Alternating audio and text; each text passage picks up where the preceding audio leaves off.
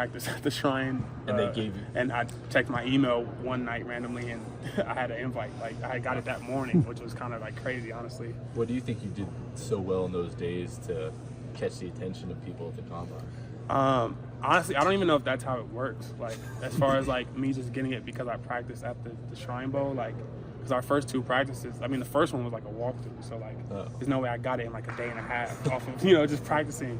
I feel like it was probably came down to somebody who got an invite, declined it, or they were still looking to fill spots or whatnot. But I mean, I'm just blessed, to even have the opportunity and the chance to be able to, showcase my skills and also represent BSU in the Mountain West. Because a lot of guys that get those invites are, the Power 5 schools, the SEC, ACC. I had a lot of guys there that, for the most part, I got to talk to them and get a different feel as far as like other cultures and how other schools are. But it's really eye-opening, to kind of be there and see that, guys that come from different programs or whatnot, like you would think that guys that come from Texas A&M and Ole Miss and Alabama, that they're really cocky. I mean, that's what my first impression was going to be like. I thought they were going to be cocky, like, and I talked to a Boise State guy. A lot of those guys don't even know where Boise is. So, I kind of thought that, but I mean, they were really cool. Like, and it kind of shows you that like people, when no matter where you come from, if you're all in the same place, like, you're all in the same place, and you earn that respect, being with, different guys. It doesn't matter what school you come from because we're all in the same place. You played several different positions through your college career. Where do you think you fit best in the NFL? In the box. Yeah. Whether that's linebacker, safety filling in, or like a dime or nickel. Like I want to be around the ball. So, and then just being able to show like my physical play, like as far as setting edges and whatnot, I would love to showcase and do that, as my career. So. We're asking JL about this, but I mean, there's enough tape that teams know what you can do, right? Like, how much have you enjoyed like showing off your character though and connecting and things like that?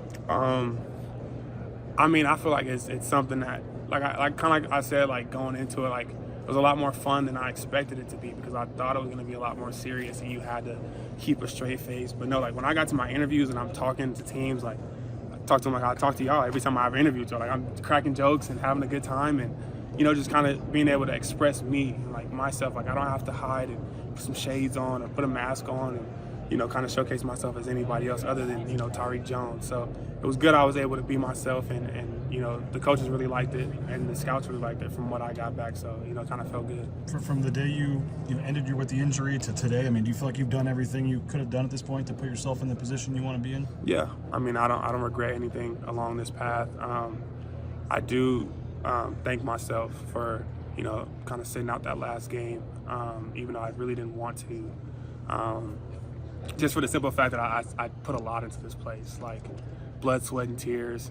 I was here for 6 seasons, 5 calendar years, and I couldn't even play my last game. Last 2 games I couldn't really even play because I got hurt in the championship game. So I mean, it was kind of something that kind of set me back mentally for a while. But once I kind of cleared my mind and headed to Florida to go train because that's where I went. I was like, it's no need to mope, no need to sit back in the past, and it's time to go. Like whatever I do now is what I make of it. So I was able to get my body right, get healthy, and as you guys saw today, kind of showcase myself. Do you think? I mean, the expectation now has got to be getting drafted, right? I mean, you got to be. I mean, with what you've done, and I mean, do you feel like you're right there to do what you want to do? Yeah, most definitely. But I mean, right now, all I'm focused on is what I can control, and that was everything up until today. So right now, it's just. If I get any phone calls, just continue to have the conversations that, I enjoy having, and then, just keep expressing and showing myself. And then, if God's willingly, that's in His plan, I get that call and, start over from there and, start my next stage in life. We were talking to Coach Ione, and he said he never once saw you mess up the backflip. Tell us about that, obviously. It became a big deal. I mean, yeah, that's easy. I mean, my legs were just dead, bro. Like, we did everything you saw today. We did this. And then after all this, we did the gauntlet. I had to do the gauntlet twice. So when I went through, they didn't show that on TV. So I went through it. They were throwing me bad balls. I caught one, dropped a couple other ones. And then I had ran like how I did when I was going to do the flip.